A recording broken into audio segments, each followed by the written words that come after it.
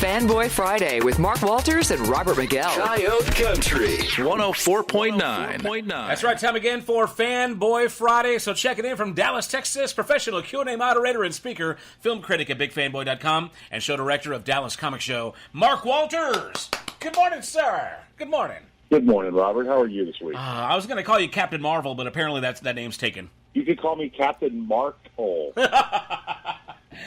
I wouldn't dare call a straight white male Captain Marvel. Anyway, Do you want to talk about that? Do you want to talk about like the? I actually do have some commentary on it. Yeah. I don't want to be a drag, but I definitely do want to. We could mention it quickly. But of course, obviously, the big movie release this week is going to be Captain Marvel. Opens today, the newest Marvel movie. First of all, Mark, if you could do me a favor, a lot of times those who don't follow comic books, for decades or years, these superheroes pop up. We have to Wikipedia them, you know what I mean, in order to get a good grasp on who they really are, what they've done. Give us the rundown, first of all, of Captain Marvel in the comic world. Sure, no problem. Okay, so back in the 60s or early 70s, I guess it was late 60s, early 70s, Captain Marvel was introduced into the Marvel Universe, and it was originally a guy. And he was a cosmic sort of a cosmic superhero, if you will. He was a member of the Kree race, which is an alien race that kind of warriors and heroes and whatnot. They'd already had characters like Galactus and Silver Surfer, but they needed a way to kind of open the door into that world, and that was really what Captain Marvel was. It was a way to kind of open the door to more cosmic storylines, more cosmic heroes and whatnot. Okay. And the original Captain Marvel was not. I think it's safe to say it was not really a hit character, but they did manage to introduce some really cool things with it, like the character of Thanos from Infinity War was actually introduced in the original Captain Marvel storyline. In the early 80s, Captain Marvel became a woman, and it was originally a character of Monica Rambeau. It was a black woman, and she was part of the Avengers, and she was a pretty popular character within the Marvel Universe. Although her costume by today's standards would look a little bit silly. So again, it was one of those things where it was only a matter of time before they sort of revamped it. At the same time that all this was going on, they introduced a secondary character, Carol Danvers, who they called Ms. Marvel. And Ms. Marvel was basically a female version of Captain Marvel. Same kind of powers, same kind of origin, same kind of story, but they called her Ms. Marvel. And Ms. Marvel existed within the Marvel Universe for several decades.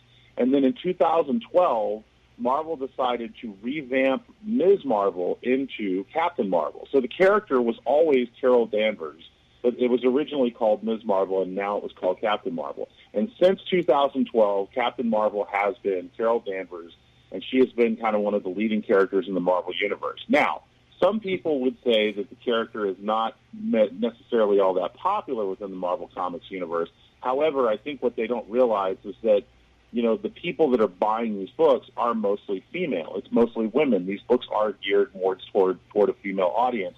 So a lot of the dudes that would normally buy comic books are not buying these books, and therefore think that these books are failures when they're really not failures. They're just not the target audience. Gotcha. So Captain Marvel in the last 7 years or so has been a pretty popular character within the Marvel Universe. They've used her in a lot of different storylines. It's safe to say she's probably the most powerful character in the Marvel Universe. She has more because she's got cosmic powers. She's not. It's not like Steve Rogers where he's got a super serum, or Thor where he's got the hammer or whatever. She actually has like cosmic powers flowing through her, so she's super, super strong. So that kind of catches everybody up to where we are now, and hopefully explains a little bit of the origins of that character and whatnot. The interesting thing about the Captain Marvel movie that's coming out this weekend is that it's a prequel in a sense that it's set in 1995. So it's set before the Marvel Cinematic Universe that we all know and love. It's set before Iron Man. It's set before all that stuff, and it kind of, builds up and sort of establishes certain storyline elements that will eventually lead to what we know now. But it's not necessarily done to be like a definitive prequel. Like, this isn't one of those movies that, like, you have to see this to understand what happened in the Marvel Universe. Because the only characters in this story that you really are going to be familiar with is the character of Nick Fury, played by Samuel L. Jackson, and the character of Agent Coulson, played by Clark Gregg. Both of them are in this film, but it's them as much younger men. They do that incredible thing that they do with the CGI and the technology to be able to make them look younger. And my God, Robert, it has never been done as well as it's done in this movie. Really? There's shots in this film where Sam Jackson, apparently the model that they used for Sam Jackson in terms of what they were going for, from my understanding, was they went back to the film The Negotiator, which came out in 1998, and they looked at Sam Jackson from that film, and they tried to model the look of him in this film so that it would match what he looked like in 1998. And man, oh man, it is incredible. Just from what I've seen on the trailer, man, he looks remarkably young. I was like, man, is that makeup? What did they do to Sam Jackson? So that's really cool to hear. Yeah. I'm trying to figure out exactly how they did it. I think it's probably a combination of maybe a body double that looks, like has his body type from when he was younger. But it may also just be some CGI, kind of making him thinner with CGI.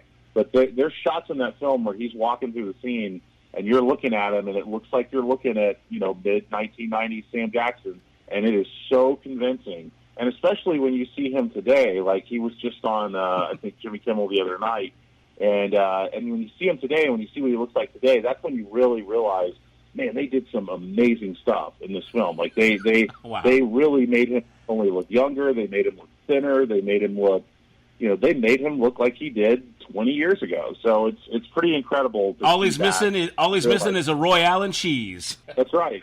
Yeah. And Clark Gregg looks good too. It's funny seeing Clark Gregg with like a full head of hair, because we're so used to seeing Agent Coulson in these movies with his receding hairline and his kind of balding hairdo and whatnot. And so seeing him with a full head of hair is kind of funny, but he looks great in the film too. So you get those two characters. That's kind of your tie-in to the present day Marvel Cinematic Universe. But that's really about it. Like, there's not a lot of other characters or things going on in the film that are meant to tie it in with like current storylines. But yeah, it's really great. And one of the things I loved about the film was, as we probably don't need to remind everybody, but Stan Lee passed away a couple months back. And they did something really great with the opening of the film that is, it actually really got to me because I didn't see it coming. Wow. And, but it's a really nice tribute to Stan. And, so get out your hankies because when the opening credit crawl happens, it's really it's a gut punch. It's a definite gut punch, but in a nice way. Mm-hmm. It's a really sweet sort of tribute to Stan. So the movie itself, the story of the movie, it has to do with this character, the Carol Danvers character, who at the beginning of the film doesn't know her name is Carol Danvers. She's referred to as Veers by everyone that knows her, and she's a member of this Kree, this alien race of like fighting heroes that are out there fighting the Skrulls. And if anyone that reads the comic books knows, kind of the Skrulls are characters that have been around in Marvel Comics for a really long time, going back to the 60s and 70s, and very, very popular in recent years. They're kind of looking for a place to colonize and whatnot. And so they're kind of the main bad guys of the film here. And the Kree are going after them, trying to stop them. At one point, the Skrulls kidnap Veers, and they're trying to kind of like probe her mind and figure out where she came from. And this one particular person that is like in her mind and in her memories, they're trying to kind of figure out the connection there. And that character is played by Annette Bening, who looks like she's having a blast in this movie, by the way. Very inspired casting to have Annette Bening in a Marvel movie. Wow. And she's really great. Really, really fun. I love her. So that journey takes them to Earth, and, Veers is now on Earth. She knows she's looking for the Skrulls that had kidnapped her, who are also on Earth. She links up with Nick Fury, who is a member of S.H.I.E.L.D. He's not the head of S.H.I.E.L.D., but he's like one of the top agents of S.H.I.E.L.D., and they kind of go on this sort of buddy cop adventure together, and that's sort of what the movie turns into. It kind of turns into like a mid-'90s buddy cop movie. And it's Die Hard 3. It's really fun. Yeah, it's really fun. It kind of has that feeling. It reminded me a lot of one of my favorite action films is The Long Kiss Goodnight, also with Samuel L. Jackson. Yeah. And it kind of reminded me of that sort of character dynamic of the two of them. Like what was Gina Davis, right, with him on that one, I think? Yeah, absolutely. Yeah. And although this movie is more fun and funny, Long Kiss Goodnight was kind of a serious action film. This is more of a lighthearted kind of fun adventure type of movie. In the rest of the cast, you've got some really cool people. You got like Jude Law is in there. He plays one of the central characters of the film. A couple other things that are probably worthy of note about the film, other than some of the action sequences, which are really great. There's some really great space stuff in the movie. If you're into like sci-fi space movies, you get some cool stuff there. Yeah. We also get to see a couple of characters from that you might recognize from Guardians of the Galaxy that show back up because this is a prequel. So those characters that maybe didn't survive Guardians of the Galaxy will show back up in this movie. Oh. I'll say this, Robert. You know, you have a daughter. I think your daughter's going to love this movie. Okay. I think that this is going to be a movie that kids, especially young girls, are going to be able to watch this, and they're going to really enjoy this film because, you know, we finally are getting in the Marvel Universe a female superhero that really kicks some butt. You know, I mean, like, she's really strong. She's really powerful. But I love the fact that the way they portrayed her in the film, I know that there was some concern that she was going to be, you know, kind of a Mary Sue type character where she could do everything and had no flaws. And that's really not what they did in the film. Like, she gets knocked down a lot. She has to get back up. You know, she's really having to kind of struggle with finding her identity and figuring out her powers. And, you know, it's not one of those things where she just shows up on Earth and she kicks everybody's butt in a pair of seconds. You know, I mean, she really does kind of have to struggle with this and figure out who she is throughout the film. And I really appreciated that because I think that it could have gone in a much different way. Now, I'm all for these, you know, strong woman superhero roles, and like you said, I've got I've got two daughters, and I love it when they have these heroes to look up to. But like we kind of alluded to at the beginning of the talk, you know, she's made some statements in the press apparently that kind of said, hey, you know what, if you're a straight white male or you're a white male, you know, whatever, don't even go see it. Now, I don't know the quote exactly, but I know there's some backlash and some concern. Let's be honest, you know, white males are a big part of the consumers, you know, that are into these comic book movies in particular. So what's your take on all that? I don't want to drag it down too bad, but I'm just kind of wondering, for those who've heard the negative press, you know, what's your spin? What's your 2 cents on that? Should we take it with a grain of salt, or what's there? No, and listen, first of all, I'm actually really happy that we're discussing this because I think it is important for people to know. And I think it's important for people to know the truth because there's been some statements and some things that have been made in the press that are really, really skewed. And I think it's important that people understand what was really said and why it's not as offensive as a lot of people are making it out. So here's the true story. And you can look this up online. If you do a search for, I believe it's Vanity Fair, Brie Larson's speech, Women in Film, or something like that, you can find the full speech online. And I highly suggest anybody that has any kind of reservations about this or anybody that has read any of these news stories and feels apprehensive about this, I highly suggest you go watch that speech in full, in context, and listen to what she says. Because here's what happened. She got up and made a speech at a conference about women in film, and she said some things about how she has noticed that every time she does press junket interviews or every time she goes and does, you know, the interview circuit for her films, and not just talking about this film, she's talking about other films. She's talking about her history of going to press junkets and press interviews. She has noticed that the press journalism, the amount of people that show up in that field are predominantly white and male. And you know what? She's right. Yeah. Because I've been doing this for over 25 years, and I can tell you firsthand, she is absolutely right. This is an industry that is dominated by predominantly white males, and I have witnessed firsthand both women and people of color get marginalized during press junkets. I have witnessed people get pushed aside because they were either a woman or a person of color, and I have spoken up about it to the point of where it probably lost me some points. But it does happen. She's not just making this stuff up. She's actually got a really good point. But the statement that really got her into hot water, the thing that everybody used and everybody took out of context, and it's the one that really hurt her the most, was she said, I don't care what a 40-year-old male has to say about a movie like A Wrinkle in Time.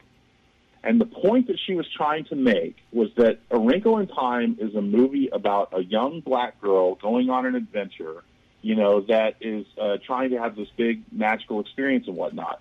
And what difference does it make to have a 40-ish white male talk about that movie and whether or not they thought that movie was any good? And I got to tell you, Robert, I don't disagree with her. I don't disagree with her one bit. I think she is absolutely right. However, when these certain clickbait news sites took some of her comments out of context and basically posted articles saying, Brie Larson says white males need not go see her movie. That's totally inaccurate. That's totally inaccurate. That's not what she said.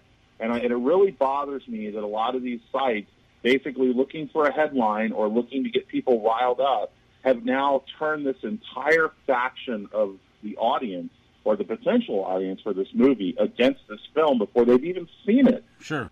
So I think that, this is a case where I think that this movie and this actress have been very unfairly kind of thrown under the bus, and I just hope people will see past that. I hope people will understand that this is a case where the media has really kind of manipulated and skewed the point of view of a lot of people in a very unfair way. And I really hope people can see past that and give this thing a chance, because it's a good film. It's a really fun movie. It's not perfect. I mean, I would rank it kind of up there towards the top with some of the other Marvel films. It's not one of the best, but it's definitely one of the better ones. And I think that just the simple fact that Marvel is now allowing themselves to have more female superheroes in their movies, I think that's a good thing. I don't think it's a bad thing in any way. And this is going to tie in with Avengers Endgame. Right, yeah. So if you guys are looking forward to seeing Avengers Endgame, this is kind of a big piece of the puzzle here. You're definitely going to want to see this so that you understand, like, the character, because she is going to show up in Endgame. Yeah. And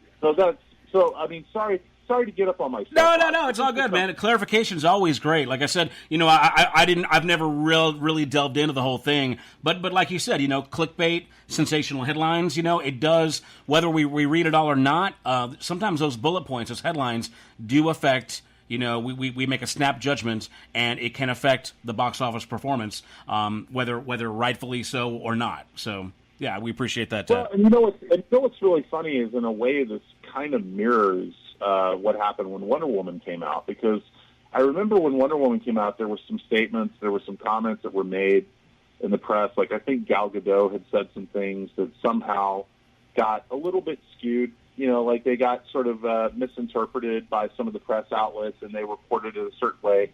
And there was a similar kind of thing where, like, people were saying, because you remember, I'm sure you remember this, Robert, but when Wonder Woman came out, like, they were having movie theaters were doing, like, what they were calling women-only screenings. Right, yeah. And the whole purpose of what they were trying to do is they were saying, hey, ladies, we have a superhero movie out that has a strong female lead. We want to have some screenings that are just for you guys. Now, that was not in any way saying that guys can't go see that film, but somehow that got interpreted as, I don't want to go see your movie anyway, and it turned into this really ugly thing. So this is almost kind of like that in a way. But if you recall, that was another case where things got taken out of context and it got skewed to the point of where people thought it was something that it wasn't. So that's the main reason I just wanted to say, I hope people listen, and I hope people genuinely take this to heart. Please don't believe things that you read when it's like a clickbait headline. Do some research, figure it out for yourself. This is not a case. Brie Larson does not want white males to not go see her movie. I'm just going to put it that way. So don't believe that crap. I'm a white male. I've been a film journalist for over 25 years, and I think she is absolutely right with what she has said. I think she has every reason in the world and every point to make. She's making a very strong and powerful statement, and she's right. So that's it. I'll just leave it at that. All right, again, that's the word from Mark Walters on Captain Marvel, in theaters today, rated PG-13, 2 hours, 4 minutes, right now sitting at an 82% on Rotten Tomatoes. So, professional Q&A moderator and speaker, film critic at BigFanboy.com, and the show director at Dallas Comic Show, the one and only white male movie critic, Mark Walters. Oh, believe me, I'm not the one and only. Believe me on that. But definitely the best, sir. Have a great weekend, man. Thank you, Robert. Fanboy Friday with Mark Walters and Robert Miguel. Coyote Country 104.9.